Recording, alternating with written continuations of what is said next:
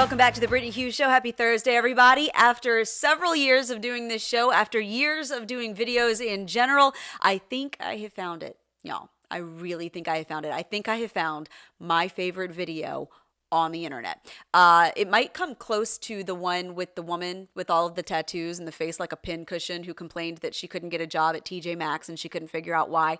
That one was absolutely hilarious. But I think this one might actually top that. I think this one might take the cake because there is nothing quite like watching leftists come smack up against the consequences of their own decisions, and it is hilarious to watch. So there was a woman this week who actually filmed herself and put it on the internet voluntarily, where she complained about having moved to Ghana to escape all of the racism in the United States, and now she is begging to move back after it turns out that moving to a third world nation full of poverty and corruption and deadly animals is not exactly all it was cracked up to be. You cannot make this stuff up. It is gold. Check this out.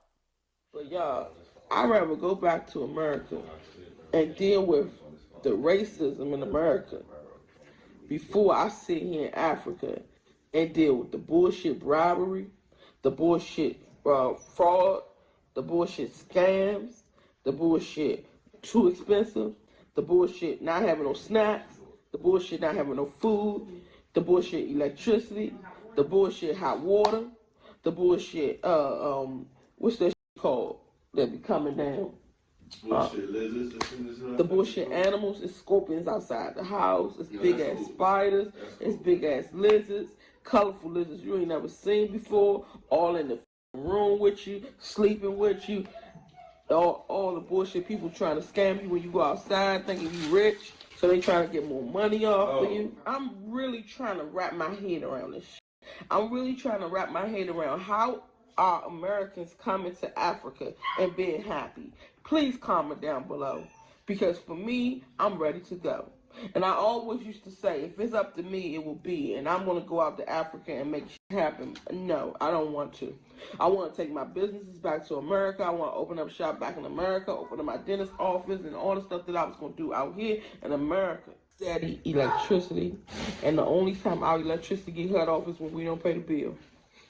And we got it so good now, we got prepaid electricity, so if we forget to pay the bill, we put some money on that prepaid thing and it comes right back on in 2 minutes. In less than 2 minutes. This shit right here didn't come on for 14 hours yesterday. I can't deal.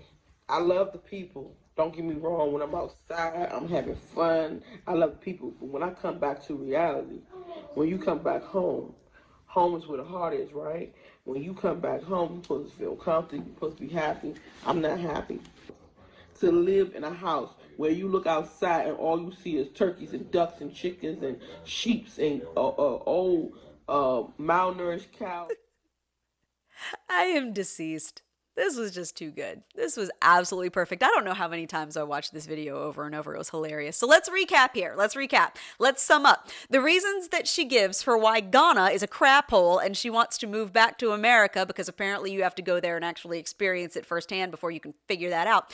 And she wants to move back here to America, even with all of the, the racism that we supposedly have going on over here in a land where black people can become president and SCOTUS justices and senators and mayors and CEOs and all of that. We are so terribly racist. But the reason why Ghana still sucks worse is because of all of the bullshit everything, not having no snacks, which quite frankly I feel like is not this woman's biggest problem.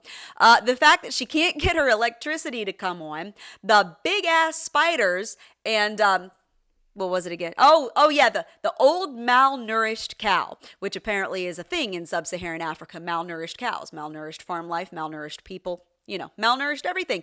By the way, all of this information readily available on Google, by the way.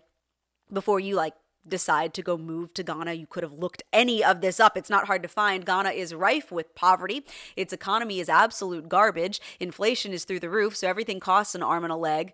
Assuming you still have arms and legs and those haven't gotten bitten off by venomous snakes, of which there are over 40 varieties in Ghana. Fun fact. The government is incredibly corrupt. The infrastructure is crumbling. Human rights violations abound. All of this is easily available information that you should probably look up up before you buy a one-way ticket somewhere. So, the fact that Black Lives Matter or, some internet activist somewhere convinced you that all of the supposed racism over in America was so bad that you had to hightail it over to Africa to be with people who look like you in order to feel safe. And now you're like laying in your cot in your unair conditioned shanty with all manner of spiders dangling over your mosquito netting or whatever. That sounds like a you problem. Sounds like somebody, you probably should have thought about that before you hopped on a plane. I'm glad you didn't, frankly, though, because the more people like you that take off for somewhere other than the United States because we're just so horrible over here, the more of those people that we offload, the more our collective median IQ rises. So I don't know, enjoy the lack of clean drinking water and the starving cattle or whatever you've got over there. And believe it or not, though, and it's pretty easy to because of all the stupidity going around these days, this is actually what some leftists are actively advising people to do, particularly Black Americans or gender-confused people who have just gone absolutely hysterical, particularly following the second election of Donald Trump, and who think that, the sky is falling and are running around like Chicken Little. Back in March, KJ Smith, who is an actress, in case you didn't know, she was interviewed at the 2025 NAACP Image Awards, where she actually suggested that Black Americans go back to Africa and return to their heritage to get away from, I guess, all of the evil whiteness that we have over here. Here's that clip. That you wish was talked about more within our community. Understanding our roots, I think it's really important. I think we're not trapped here. With the political climate that's going on in the United States of America, we are not trapped here. There are places that we can go. There are countries that are receiving us back, citizenship back. And I think with open arms, and I think that it's time for the Black community as a whole to start looking into those resources. Okay, so I'm guessing that she doesn't mean the Congo, where Christians are being beheaded and their bodies are dumped, left mutilated in their churches by Islamic terrorists. I'm assuming she doesn't mean Nigeria, which has been plagued by armed insurgency and separatism and violence among the farming community now for years. Kenya, ethnic conflicts and violence are as normal as breathing, have been for decades. Or Ghana, where apparently you can't get the lights to come on and the farm animals are keeling over in your front yard. Or whatever. It's not exactly clear where Smith thinks she's going to go or where she wants all of these Black Americans to go to escape all of the badness that's here in the United States. But quite frankly, have at it, honey. Go for it. I mean, I will buy you the ticket provided that it's one way, and it will have absolutely nothing to do with your race or where your ancestors may have come from. It will be because you are a moron. You are an absolute abject idiot, and this kind of willful stupidity has absolutely no place in a civilized nation. My Lord, y'all, America is that bad. The most prosperous, most wealthy nation that provides more opportunities to people, has lifted more people out of poverty, has provided more opportunities for people from all over the world to achieve a dream that would have never been possible in their home country. America is that bad that Africa is looking better to you. Have at it. Go try your luck. Certainly didn't seem to be working out for the woman in the first video, but you go for it. You go for it. I can't help but notice that so many of the people that have prospered here in America like talk smack about it, but have no intentions whatsoever of actually going anywhere. Which is why I'll at least give some props to Rosie O'Donnell, who, thank God, was actually one of the few celebrities who did make good on her promise to leave the United States following the election of Donald Trump, and it made the air that much cleaner for all of the rest of us to breathe. She headed over to Ireland, where she's apparently been holed up for months because she's got a gender-confused kid, and she thinks that, doing things like protecting female athletes from being spiked in the face by a volleyball hit by a dude, or making sure that grown men can't shower next to young girls at the YMCA locker room, all of those things are oppression and are tantamount to forcing queer people into concentration camps. So she's hightailed it over to Ireland, which I find hilarious, and terribly ironic. Are you morons not Googling the places that you're going before you just decide that America sucks so bad that sounds like a better place to go? Like, are you not spending 5 minutes on the internet first? Seems like not, because Rosie O'Donnell, she traded all of this evil, white supremacist, racist, anti-LGBTQ, whatever, homophobic, transphobic dictatorship of the United States. She traded all of that for Ireland, where abortion only recently became legal and is still only permissible through the first 12 weeks of pregnancy, which quite frankly is 12 weeks too long, but still, it is far more restrictive than the vast majority of the United States, unfortunately for us. If you want to swap your outie for an innie, you can do so as an adult, but gender affirming, and I say that with air quotes here, gender affirming care like puberty blockers and surgical procedures are not allowed for gender confused children in the UK. As a matter of fact, the UK, which includes Ireland, threw down an indefinite ban on the sale or supply of puberty blockers to minors under the age of 18 because it turns out, surprise, surprise, they aren't safe. Shocker. Absolute shocker there. All right, so I mean, if you're talking about Ireland versus the United States, you're not gaining anything by moving there if you are a leftist that wants to go whole hog into, unrestricted abortion through the 9th month, pumping out, chemicals and artificial hormones to children. If that's your game, Ireland isn't any better. As a matter of fact, it's arguably worse.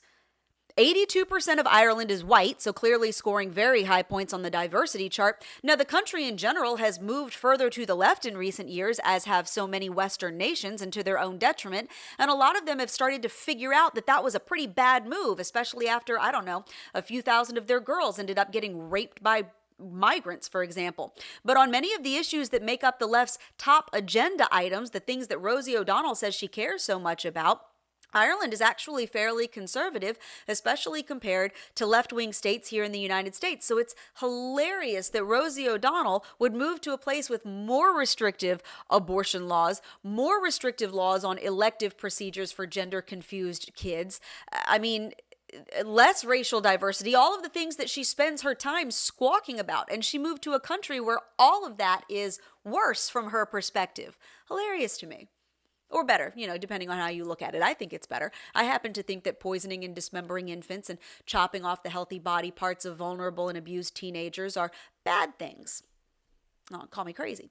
The kicker to all of this, though, is that even as leftists are telling people that America is such garbage and, that people should move to other places like Ghana to get away from all of the racism and oppression here in the United States. And even as they are literally getting on planes and leaving and then having to figure out the hard way that Papa John's doesn't exactly deliver to the bush, at the same time, they will defend to the death the ability of violent gangbangers to stay in the United States despite having come here illegally, despite being a criminal, because, he just wanted a better life in America.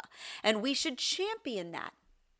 So on the one hand, America sucks so bad that we should all just leave. And on the other hand, we should open our arms to anybody who wants to come here because America is so fantastic that it's the only place that people can possibly go where they can find opportunity for their families. Isn't that just a tangled ball of logic yarn? Riddle me that one. I mean, pick a lane, Braid Trust. Either America is so horrible that we should all be scrambling to get out, or it is so incomparably awesome that we should let everybody and his brother come in, regardless of whether they're doing so legally, regardless of their background, regardless of their skill set, regardless of whether they plan to actively contribute positively to this country, because this is the greatest place to find a better life and the American dream is alive and well. If America is such garbage that Ghana looked better to you, we should be deporting illegal aliens by the millions, wouldn't you think? Against their will, if necessary, for their own freaking good. Leftists should be standing shoulder to shoulder with the National Guard at the border with giant signs saying, "Turn back now, save yourselves. Fascists ahead," or whatever. You shouldn't want people to come here. You should be begging all of these people to go home. You should be happy to be sending them away from this hellhole that you hate so much, that you think is so dangerous and run by a fascist dictator. I don't get that.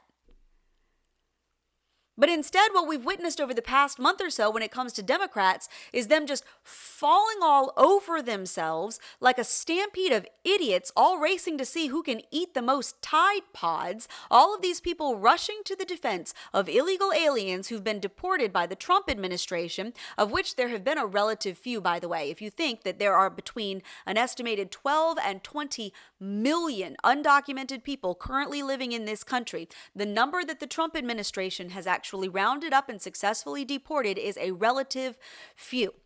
Okay, we have got untold numbers of undocumented people in this country because our border has been used by a welcome mat by so many Democrat administrations. We don't actually know how many people are living here illegally. And now the Trump administration is rounding up, not just any illegal alien, all of whom are deportable by law, by the way, but at least the ones who are criminals, the ones who are known gang members, the ones who are members of transnational criminal enterprises, those who have been convicted of crimes here in the United States or are wanted for crimes in their home country, some of which are absolutely heinous. By the way, we're not talking about jaywalking here. We're talking about murderers and rapists and kidnappers and drug traffickers.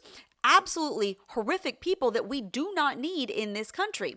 But congressional Democrats are going so far as to take delegations down to El Salvador to visit illegal aliens who've been sent to a prison there as part of some 200 or so known gang members that the Trump administration kicked out and said, hey, look, El Salvador can freaking have them. And they were thrown in a prison for terrorists. This one guy, Kilmar Abrego Garcera, who has gotten just gobs of press over the past several weeks. Nobody even knew this dude's name except for, of course, law enforcement, who was very familiar with him. But all of a sudden, he has become the poster child for the Trump administration's supposed oppression of these innocent migrants who are just coming here for a better life. Kilmar Abrego Garcera, there was apparently some discrepancy in his paperwork. He was supposed to be deported, but I guess he was supposed to wind up somewhere else, and he ended up in this prison in El Salvador, which is where he's from, by the way. He's a Salvadoran national. He was illegally residing in Maryland. The Trump administration said he is a known member of MS-13. They cited local police reports that claimed the same. In 2019, he was found by Prince George's County Police during a murder investigation, loitering in a Home Depot parking lot with a bunch of other MS-13 gangbangers. He's got tattoos that police say are indicative of membership in the gang. They have been reviewed by multiple gang experts who have all testified to the same. A known MS-13 informant identified him as a member of the gang. The judge who presided over his 2019 case said that based on confidential information, there was sufficient evidence to believe that he was a member of the gang. Oh, by the way, his lawyers successfully argued at one point for a withholding of removal order, which allowed him to stay in the United States and avoid deportation temporarily. And they argued this based on his well-founded fear of persecution by Barrio 18, which just so happens to be the main rival gang of MS-13, which you would think you would not have that fear unless you were a member of MS-13. Otherwise, why would their rival gang be specifically targeting you? Right? So we have plenty of evidence that seems to confirm his membership in MS-13. We also know that his wife, who is currently fundraising off of his deportation and his imprisonment, by the way, we know that she once filed a protective order against him and accused him of beating her repeatedly. But Abrego Garcia says that he's not a gang member and we're just supposed to believe him, and that's supposed to be that. So now we've got congressional Democrats actually taking taxpayer-funded trips to visit this guy in El Salvador and make sure he's okay while in this prison for terrorists. Same Democrats that refuse to stand for the families of victims of illegal alien crime. Girls that had been murdered in this country by illegal aliens who were not supposed to be here, and Democrats refused to stand for their families when Trump honored them at an address to a joint session of Congress back in February. But they will take a delegation to El Salvador to visit a gangbanger imprisoned there. Because the left has decided that Trump is in fact a Nazi and he's a racist xenophobe, and so are all of the conservatives. And so they've got to find evidence to support the narrative that they have already decided is the correct one, that Trump is rounding up and deporting just random brown people off the street like the freaking Gestapo. And these are the stories that they are dragging up from the sludge that passes for journalism these days. Now they're accusing the Trump administration of ripping children away from migrant parents before then deporting the parents and keeping the kids. Let's unravel this one, shall we?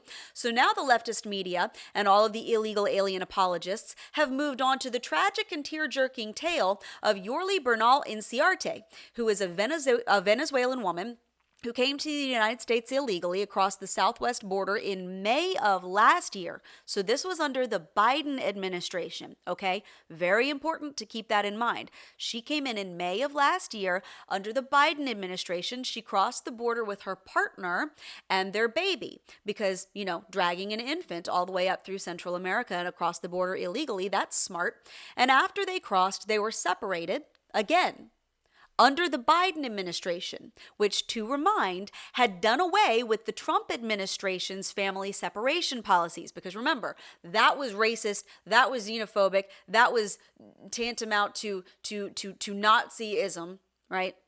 Never mind that it was an effort to protect children from being trafficked across the border and used as a meal ticket by people that weren't actually related to them. Never mind protecting children. We can't separate people who claim to be families. So the Biden administration had done away with those policies, which means that there had to have been some very pressing reason why ICE, under the Biden administration, decided that these three people, this unmarried couple and the baby that they had brought over that they were claiming was theirs, needed to be separated and detained, because that typically did not happen under the Biden administration at all, much less nearly 4 years into the Biden administration. So this baby was placed in government custody, and Inciarte and her partner, according to this ABC report, were placed in separate detention centers. They were eventually placed in asylum proceedings. The article never says that they were released from detention, so presumably they remained in detention now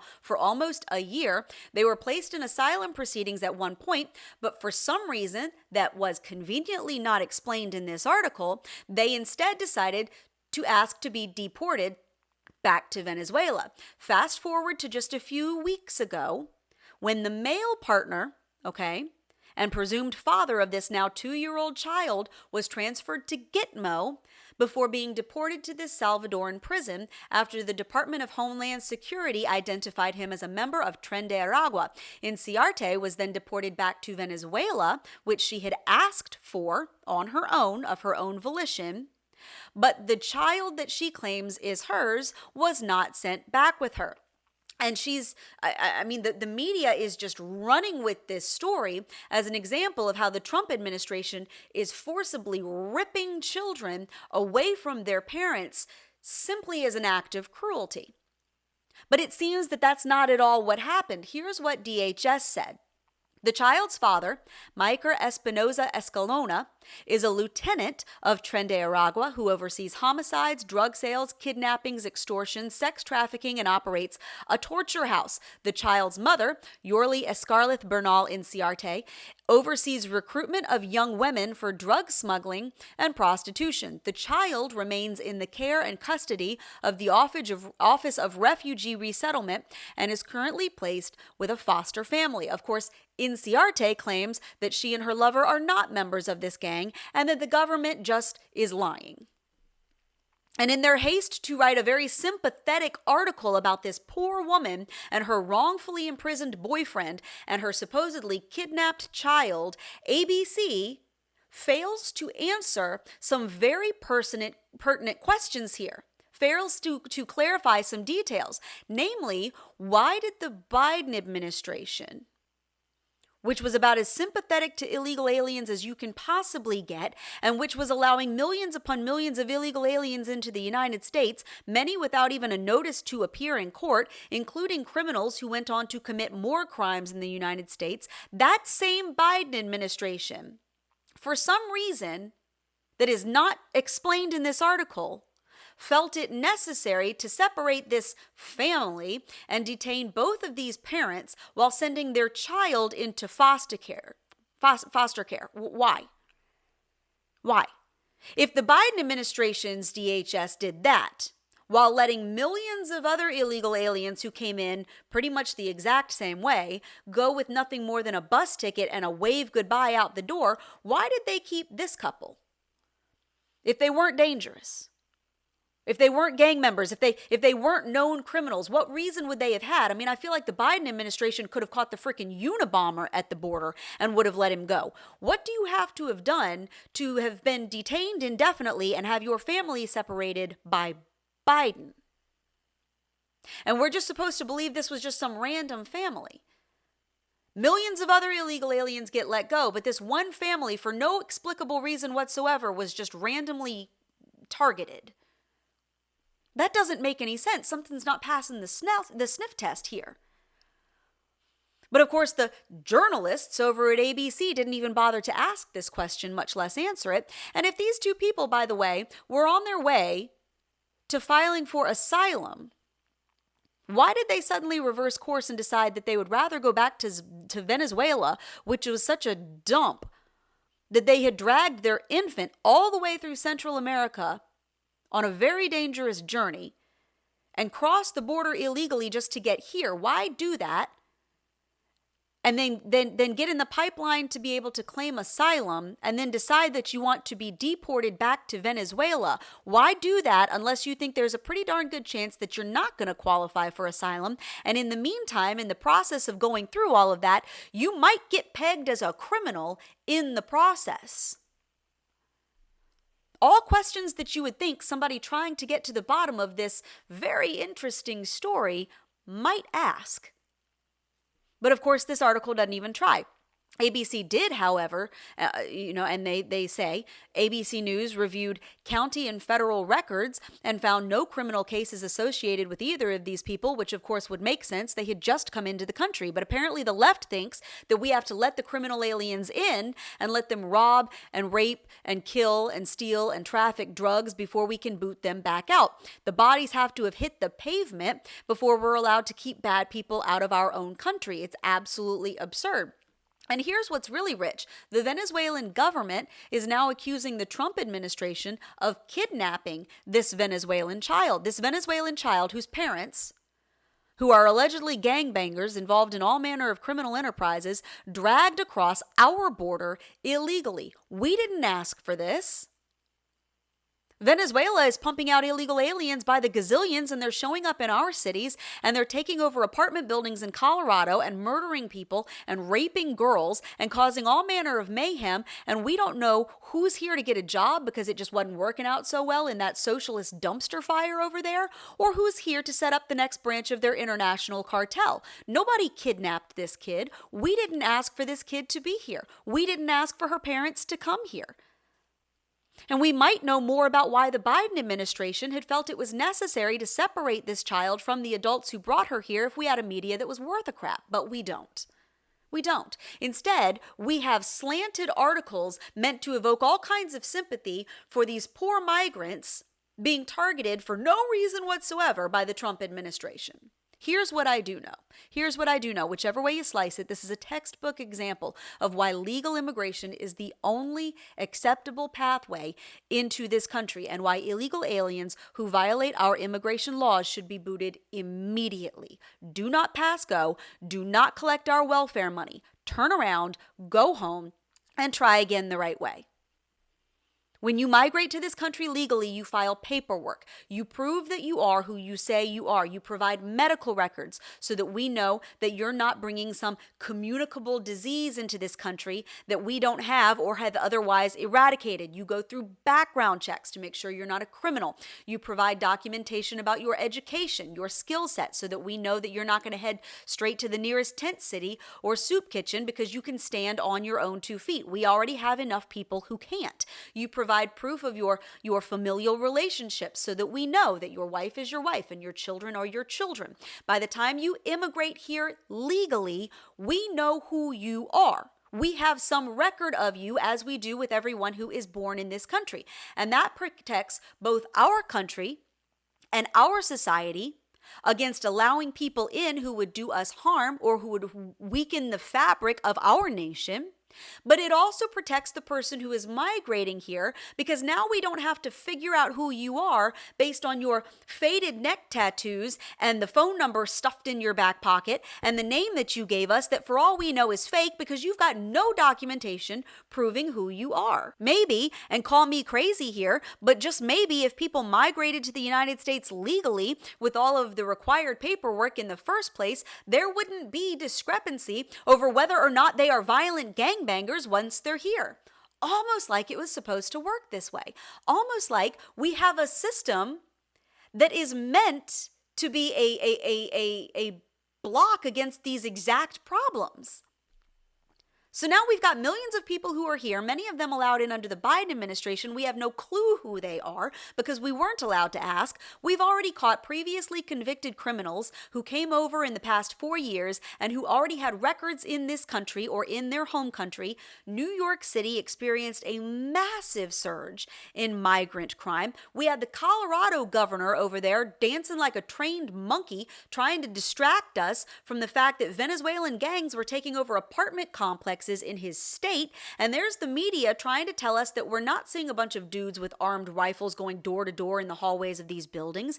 And now we have all of these people that the old administration let in, and now the Trump administration is stuck trying to figure out who's who, who's a gang member, who's a criminal, who's a mom getting paid sub-minimum wage to pick strawberries or whatever, because none of this was done the legal way, according to the system that we have set up to avoid this exact problem. And now we've, I have not seen any evidence whatsoever other than Democrat hand-wringing and testimonials by people who have already proven themselves willing to lie and break the law by coming here illegally in the first place. Other than that, I have not seen any definitive evidence that the Trump administration is simply rounding up people and putting them on planes to Salvadoran prisons. I don't see why they would be doing that. It is very expensive to do so. You have plenty of convicted criminals to choose from. The White House lined the driveway this week with mugshots of over 100 criminal aliens convicted of some of the most heinous crimes known to man. And leftists freaked out that it was inhumane to show the photos of child rapists and murderers on the White House lawn. MSNBC and CNN went so far as to blur out the images, the mugshots of these criminals to protect their identity. People, including 60 who had been convicted and found guilty of sexual crimes involving children. That is who the media have chosen to protect. Frankly, I think that the Trump administration should wallpaper the press briefing room with them and make these media hacks stare directly at the faces of these monsters day in and day out. But we have plenty of convicted criminals to choose from. The Trump administration, it's not like they've got to go around and just peg random people and accuse them of being members of MS-13, because you can throw a rock in Montgomery County, Maryland and hit one. I promise you. So I don't see any evidence that that's what's happening here. I do see copious amounts of evidence, however, that the Trump administration is identifying dangerous people in this country who should not be here, who should never have been allowed to come into this country in the first place, who pose a threat to this country and the people living in it, including, by the way, other migrants. And they are trying their best to clean up a mess that has been decades in the making and was exacerbated under the Biden administration on purpose. But even if you could say that otherwise non-criminal people are getting caught up in this sweep of illegal alien criminals and gangbangers, here's what I would say to that. First of all, if you are an illegal alien living in this country, according to our federal law, you are deportable. Doesn't matter if you have committed a crime other than coming into this country illegally. That alone makes you deportable. The fact that you didn't stab somebody with a machete after coming here is not your automatic ticket to stay. I know leftists like to pretend that it is, but our laws say that it is not. Secondly, if you decided to break the law and come into this country by circumventing our legal system, which is specifically meant to verify your identity and ensure your legal right to be here, and you are erroneously accused of gang affiliation, which, again, I have not definitively seen, and which we should make every attempt not to do, but I've seen no definitive evidence that that's what the Trump administration has done. But even if it is, that's on you for leaving your identity and your intentions and your background up for debate in the first place. That's why we have a legal system, and you chose to disregard it, as did the Biden administration and the Obama administration before him, which is why we are in this colossal mess. And so now we have leftists outraged that the Trump administration didn't, deport this child with her mother, who we are to assume is an innocent victim in all of this. And DHS is lying for some reason about her gang affiliation, just picking on her out of the millions and millions of people who've come into this country illegally over the past few years. This woman, for no reason whatsoever, got singled out. On the other hand, leftists are also mad that the Trump administration is deporting children with their mothers, because you cannot win for losing here. In one case, there was an illegal alien woman. Her name is Jenny Carolina Lopez Villela. She was deported back to her home country of Honduras, along with her 2 daughters, one of whom was a toddler and a U.S. citizen because she was born in the United States, so birthright citizenship at work here. Another illegal alien named Raquel Alexis Morales Valle was also living in Louisiana unlawfully. She was also deported back to her home country of Honduras, along with her 2 children, also U.S. citizens thanks to birthright citizenship. And now leftists are losing their minds over this because they're claiming that Trump is wrongfully deporting child U.S. citizens to foreign countries without due process, which of course is the narrative that the media are all too happy to run with. Now, DHS has responded to these claims and said no. In both of these cases, the mother, who was illegally present, had been given final notices of removal and were subject to deportation. They chose to take their children back to Honduras with them when they were sent home. And the Trump administration was happy to facilitate that in the interest of keeping families together. Here was DHS's full statement. In both of these cases, the mothers had a final order of deportation. Rather than separate their families, ICE asked the mothers if they wanted to be removed with their children or if they wanted ICE to place the children with someone safe the parent designates. Both mothers chose to deport with their children. Jenny Carolina Lopez Villela illegally entered the U.S. 3 times. Her and her daughter were given final orders of removal in March of 2020. When she was taken into ICE custody in April of 2025, she chose to bring her daughter, an American citizen, with her to Honduras. Raquel Alexis Morales Valle entered the country illegally and was released into the interior in 2013. She was given a final order of deportation in 2015. In February of 2025, she was arrested in Louisiana for speeding, driving without insurance, and driving without a license. When she was taken into ICE custody in April of 2025, she chose to bring both children, who are American citizens, with her to Honduras. Okay, so the premise here is if you keep a child here and deport the mother, you're a monster. If you deport the child with their mother, you're a monster. Okay, if you deport gangbangers, you're a monster.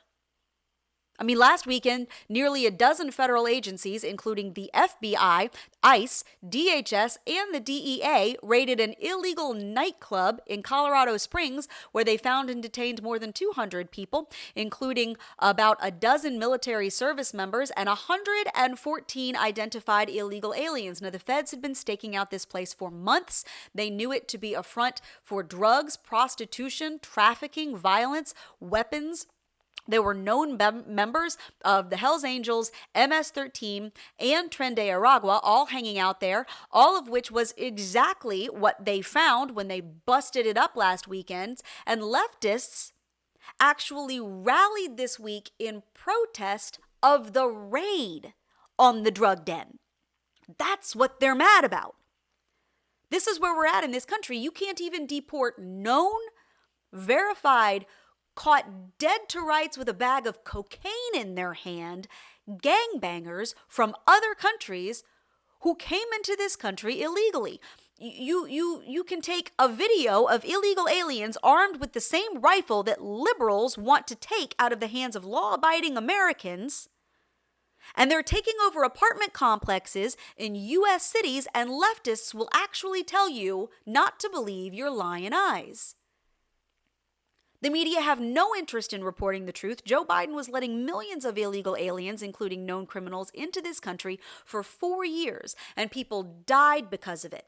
And there were no congressional delegations from Democrats. There were no sit-ins on the steps of the Capitol. There were no protests over Laken Riley or Jocelyn Nungaray or Rachel Morin or any of the other women or innocent victims who lost their lives because of this insanity.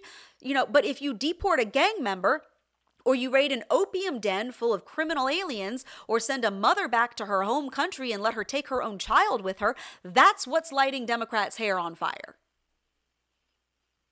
If only they were willing to work for the American people half as hard as they will go to bat for the rights of criminal aliens to remain in this country to victimize more people, no matter how much it costs or who it victimizes.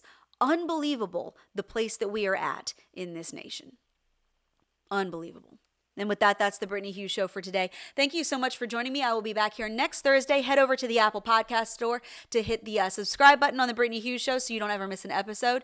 You can also subscribe to the Newsbusters podcast with Tim Graham on Mondays, Wednesdays, and Fridays. I will see you guys back here next Thursday. In the meantime, I hope you have a fantastic weekend and a blessed week ahead.